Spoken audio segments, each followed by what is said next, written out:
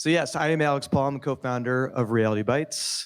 And at this point in our company's history, we work with professional sports teams to create fan experiences and bring the fan engagement to a new, unique level.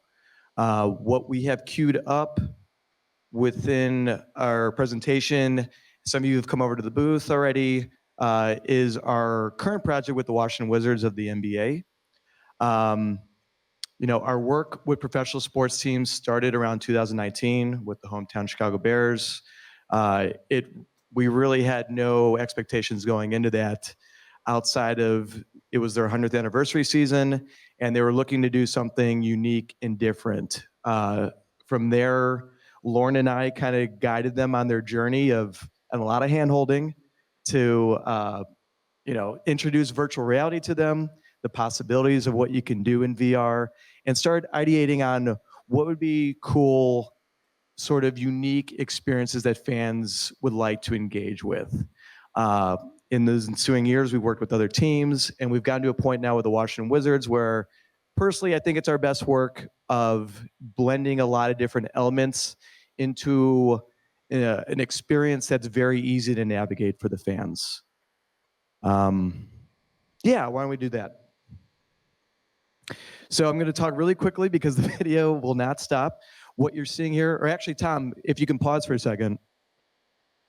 No pausing. Okay, so actually go back. I'll set the stage first. So what you'll be seeing within this video is a foundation environment that takes place in Washington, D.C. The Lincoln Memorial's on one side, the Washington Memorial's on the other side. To add to the aesthetic of Washington, D.C., we added cherry blossoms around the cherry blossoms around the court.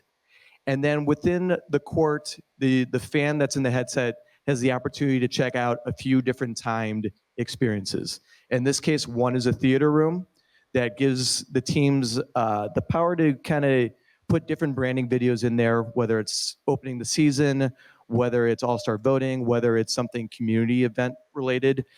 This is their opportunity to kind of engage their fans with a short video with QR codes that are actually in it as well. A pop-a-shot game, so fans can actually test the physics of shooting a basketball. The game is timed and it tracks high scores for data elements. And then our last piece is a museum that we created that links the Washington Wizards history, which was the Bullets, to a new generation of fans that might not know why the team matters and who some of the legacy stars were. So Tom, or Matt, now we can go to the video.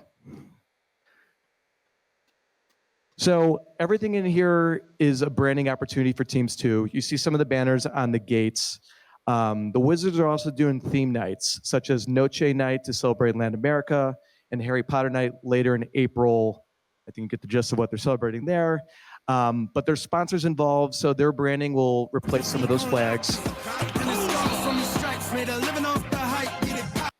Don't need the sound for the video, but the theater room, pretty self-explanatory.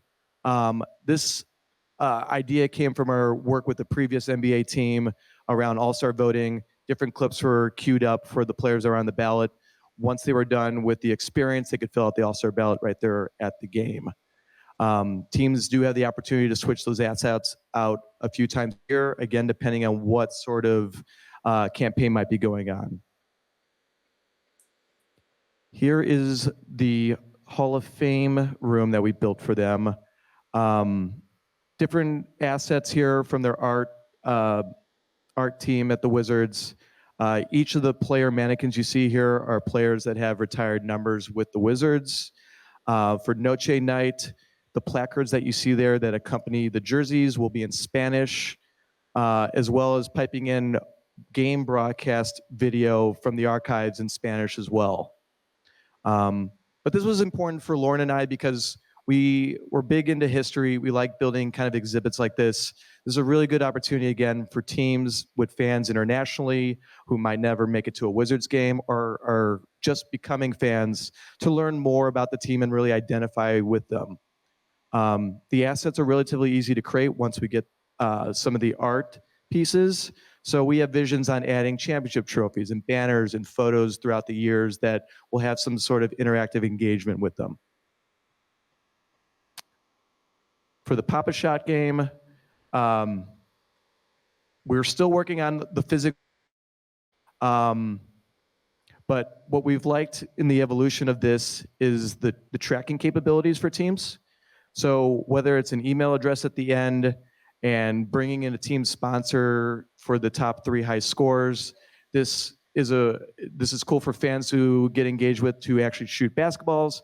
And from a team standpoint, this is an opportunity to kind of glean some sort of data points with their fans.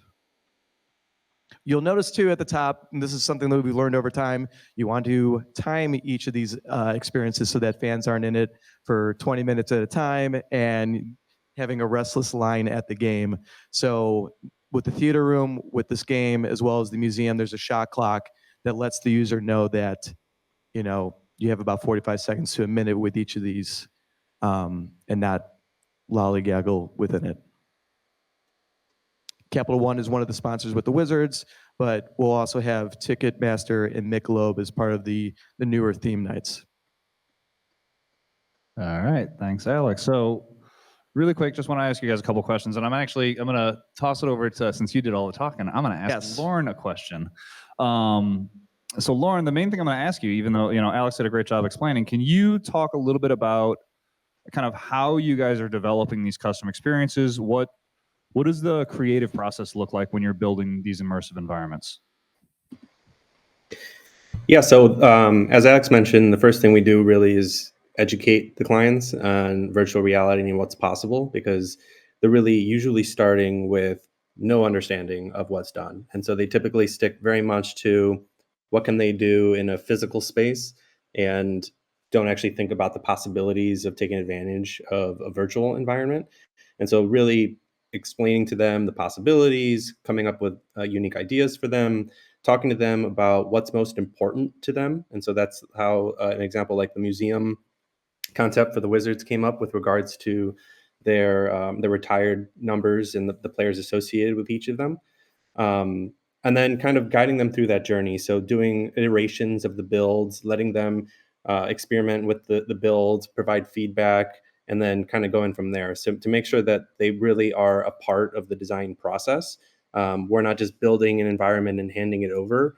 We're doing basically draft environments. And throughout even those, we'll come up with new ideas, talk to them about it, push it out, because we also, since as an example, the Washington Wizards are in Washington and we're in Chicago, we manage their headsets virtually. So we can push out environments immediately to their headsets, even though we're nowhere near them. And so that allows us to actually be really flexible with the edits that we're making to the environment. And so we can, you know, something that we include in the design also is annual updates. So as an example, those videos that were shown in the theater room, if they want to change that out for a theme night, or if they want to change that out year over year, or any other components that they might need to change out from one build to the next, we could easily make that change and then push it directly out to their headsets for them to have.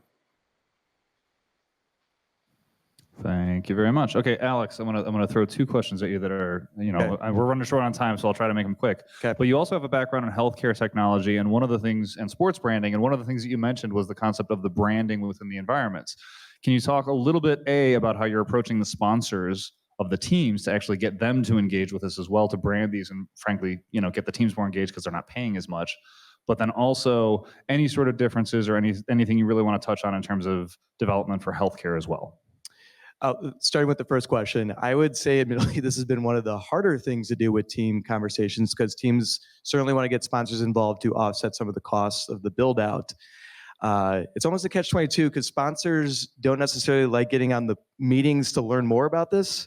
So they have these preconceived notions of what VR is and the potential limitations. So if they're not bought in, but they're not watching or not coming to the table to learn about it, you know, you kind of hit a dead end. Thankfully, with the teams that we have worked with, they have been a little bit more gracious of taking more meetings. I think the ability to kind of look at each piece of the VR environment has helped. You know, when we first started working with teams several years ago, you know, we didn't really have a good idea of like how we would want to layer in sponsorship. Was it going to be a video? Was it just going to have like a sign somewhere? And as we kept building new mock-ups for new teams, we got a lot more creative of how you layer that in. Whether as you saw with the hands shooting the basketball, whether that turns into a branding environment with Robin Hood gloves, which is one of the Wizard sponsors, or just space that's very subtle. It's not overpowering. So like for the Wizards banners that you saw on the gates, that's a really easy way of putting in a sponsor in the background. So it's not just thrown in the fan's face and the fan has this feeling of being monetized by the team. You know, it's subtly back there, and the sponsor can know that their branding there's awareness there, as well as in the theater room. In terms of healthcare technology, it's been a long time since I worked in healthcare technology. I don't know where VR outside of surgery would be a huge impact, where you actually can simulate some of the mechanisms of your training with a cadaver. Okay, I'll let you go on that. Okay. That's a bit of it. But Lorne, really quick, because we're running way over on time here. But Lorne, you're managing enterprise Gen AI for Chicago Public Schools. How do you see AI playing a role in the immersive content creation space? I think there's a lot of AI will play a big role in various components of it. I think there's already AI generating like 3D models. So putting uploading a photograph and having an AI system generate a 3D version of that photograph. So I think it's going to play a role in that and asset development. It'll play a role in it, like NPCs. So if you actually start having other characters, non-player characters in the environment with you, having some form of AI that the character that's powering the character. So you're actually in a virtual space having conversations with an AI system that is an actual avatar. I think there's much more that it's going to, many more roles that it's going to play in that. But I think those are two examples that come to mind right off the top.